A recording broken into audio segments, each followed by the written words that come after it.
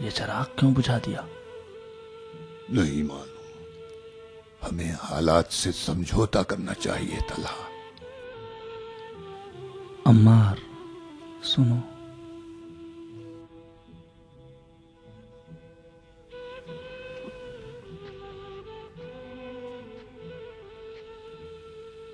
عمار یاسر، ہم سن رسیدہ ہو چکے ہیں، اب اس وقت خلیفہ کے پاس ہم ضروری کام سے آئے ہیں۔ یہ 2 چراغوں کی کیا حکایت ہے؟ پہلا چراغ بیت المال کے تیل سے جل رہا تھا جب ابو الحسن عوام کے کام میں مصروف تھے۔ اب جب کہ آپ جیسے صحابیوں سے بات کریں گے، حال و احوال ہوگا، تو اپنے گھر کا چراغ استعمال کریں گے۔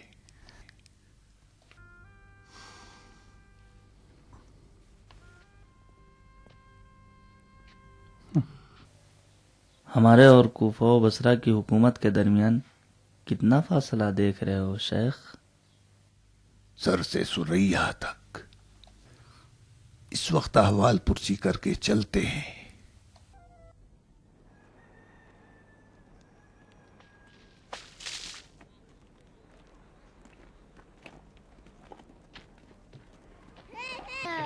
حاجی آ گئے۔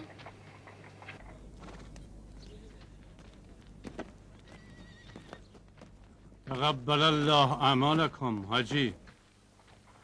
کیا قبول؟ کون سے اعمال؟ یہ کیا ڈھا دیا ہے شرع پیغمبر پر؟ تم منبع علم سے نزدیک تر ہو۔ میں کہاں نزدیک تر ہوں؟ دیکھ نہیں رہے سفر سے آ رہا ہوں؟ میری بھی تلاشی لو، شاید خلیفہ کو قتل کرنے والا کوئی ہتھیار نکل آئے۔ وہ بھی نکل آئے گا، جوش نہ کھاؤ۔ ذرا اپنے چچا زاد کے پاس تو جا کے دیکھو کہ کس طرح ریڑیوں پر حکومت کے عہدے بٹ رہے ہیں۔ تم بھی اپنے کپڑے میلے کر لو، کچھ مٹی سر و صورت پر مل لو، تو تمہیں بھی مصر کی حکومت مل جائے گی۔ صاف صاف کیوں نہیں کہتے؟ تم سے درد دل کیا بیان کرنے لگا؟ گویا غفلت میں اپنے اصولوں کو بھول گیا، ادھر شیطان پر پتھر مارنے چلا گیا، جبکہ مجھے نہیں معلوم تھا کہ یہاں ہزاروں شیطان اربوں کے بھیس میں خلیفہ پر دن دہاڑے پتھر برسا رہے ہیں۔ یہودیوں کا قبرستان نہ ہوتا تو شاید خلیفہ کو اس کے گھر ہی میں دفنایا جاتا۔ ہم تو صرف تباہی کا مشاہدہ کر رہے تھے، اگر دخالت کرتے تو خلیفہ کے ساتھ ہم بھی مارے جاتے۔ آج کل جس کو بھی دیکھو یا شکایت کرتا ہے یا مشکوک ہے۔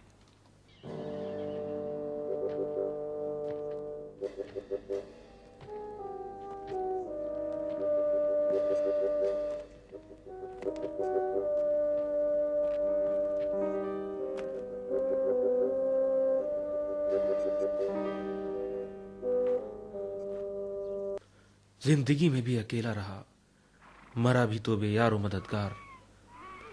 لعنت اللہ علی القوم الظالمین۔ تمہیں کس پہ شک ہے؟ کہہ دو ہمارے قبیلے والوں سے کہ خلیفہ کے قاتل انہی کے ساتھی ہیں۔ سب سے پہلا فرض مقتول خلیفہ کے جانشین پر، اس کا قصاص لینا ہوگا۔ یہ بات ہے۔ ہم نے تو فقط اتمام حجت کی ہے۔ ذرا سنیں تو، تم لوگ کیوں اس نئی حکومت کا ساتھ دینے کے بجائے پیچھے ہٹتے ہو؟ ابو الحسن کا ساتھ کیوں نہیں دیتے تاکہ بگڑے ہوئے حالات کو سدھار سکے؟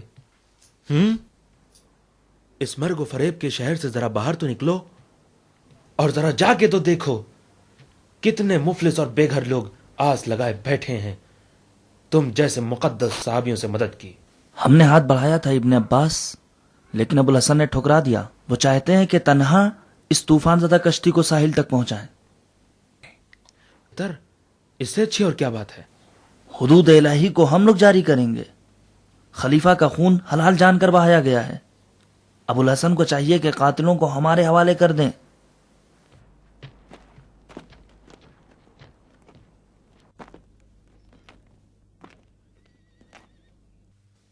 دیکھ رہے ہو ان کی کارستانیاں؟ عائشہ نے مکے میں، طلحہ و زبیر مدینے میں، یقیناً شام میں معاویہ نے بھی خون عثمان کا بدلہ لینے کی ٹھان لی ہوگی۔ کاش ابو الحسن مصلحت سے کام لیں، حکومتی مشاکل کا آخری حل تلوار ہے.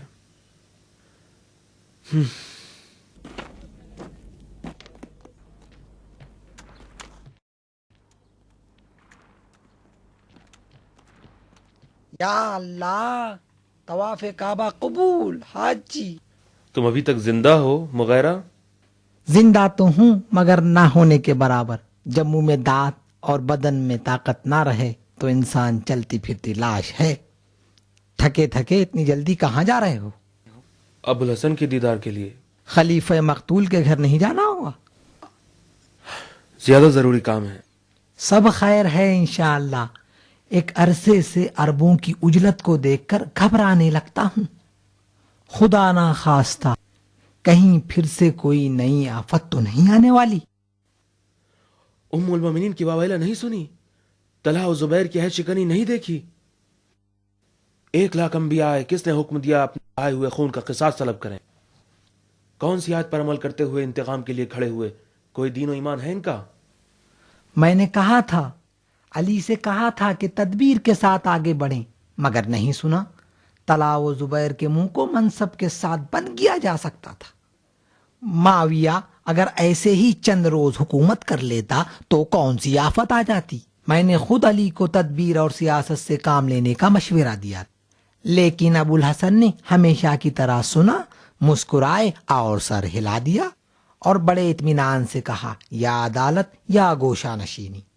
اور معاویہ کو ایک دن کے لیے بھی اس کے مقام پر باقی نہیں رکھا. نہیں معلوم کیا بات ہے.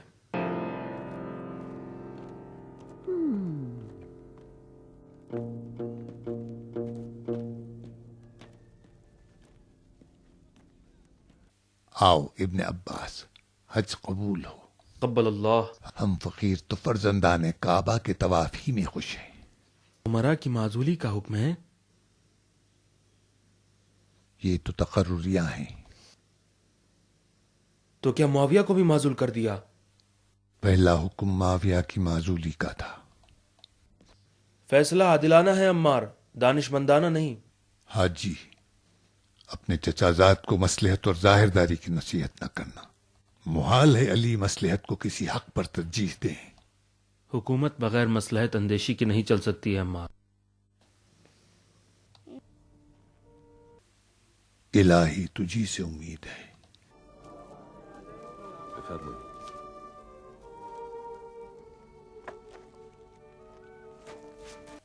تشریف رکھیے.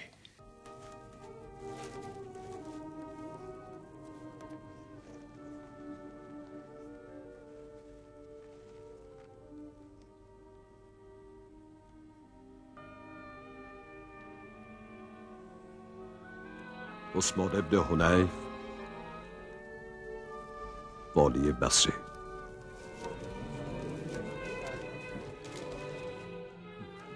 حکیم، کیا بصرے کی حکومت تمہارا حق نہیں؟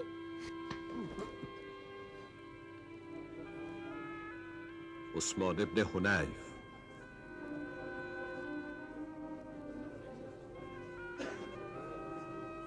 یا ابن حنیف، کہاں ہیں؟